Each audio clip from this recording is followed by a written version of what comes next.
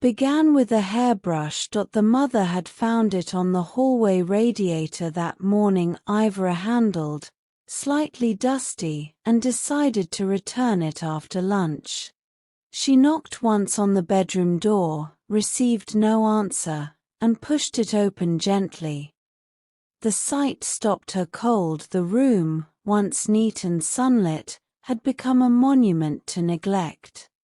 Clothes, damp, crumpled, stained, were everywhere. A pair of jeans lay stiff across the desk chair, smelling faintly sour. Socks, some balled, some stretched flat, littered the floor like discarded skins. Under the bed, a hoodie had gathered dust and mildew in equal measure. But it was the laundry basket that broke her patience, overflowing, spilling onto the carpet, and at the very bottom, her favorite silk blouse. The one her sister had given her for her 40th birthday. Now ruined, discolored, forgotten in a wet heap for over 10 days. She didn't sigh, didn't shout. She simply closed the door, walked to her own room, and opened the wardrobe. From behind her winter scarves, she took out the wooden paddle, smooth, dark, untouched for years. 10 minutes later, the daughter stood exactly where she was told, bent forward, palms flat on the wooden dressing table, bare feet gripping the cool laminate floor. She still wore the same faded pink cotton t-shirt and loose grey night trousers she'd slept in 2 nights ago. Her hair was tied in a messy bun, strands sticking to her damp neck. The first stroke landed without warning, firm, sharp, echoing off the walls. She gasped, fingers curling into the wood.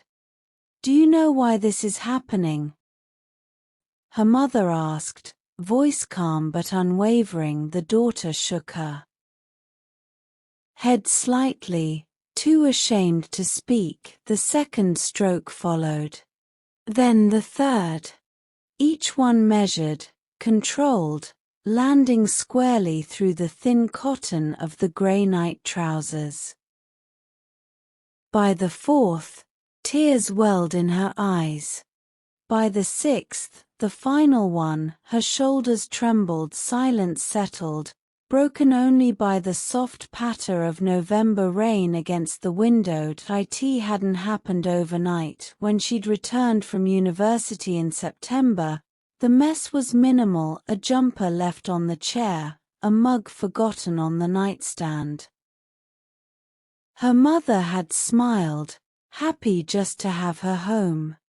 "Take your time settling back in," she'd said, but settling turned into stagnation. By October, laundry stopped altogether.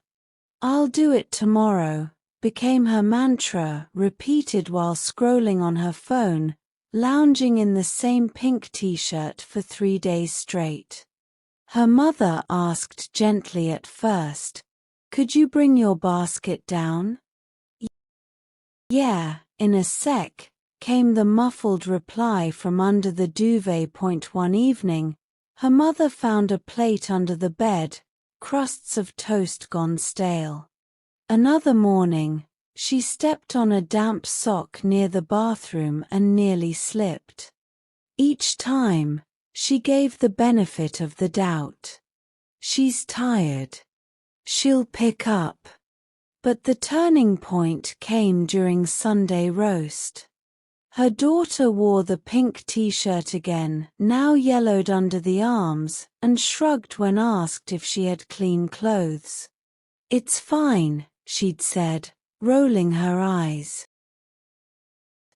"It's not like I'm going anywhere." That night, her mother overheard her telling a friend on the phone, "Mum's such a nag about laundry. Like, who cares if it's a bit messy?" She cared. Not because of perfection, but because respect lived in the small things. Folding a towel, running a load, not letting mold grow in your own space, and then the blouse. The final, silent betrayal of carelessness. That's when she knew words weren't enough anymore. After the sixth stroke, the mother placed the paddle on the dressing table. The daughter remained bent forward, breathing unevenly, tears dripping onto the wood. "Stand up," her mother said softly. She straightened slowly, wincing, keeping her eyes down. The pink t-shirt had ridden up slightly at the back. The grey night trousers were rumpled, damp with nervous sweat. "I'm sorry," she whispered, voice cracking. "I didn't mean to. I just kept putting it off. I thought it didn't matter." "It matters because this is your home," her mother replied. "And because I taught you better. That blouse meant something to me. And you left it to rot." The daughter's chin trembled. "I didn't even see it. I just threw everything in the basket and forgot." "That's the problem," her mother said gently. "You forgot to care." A long pause.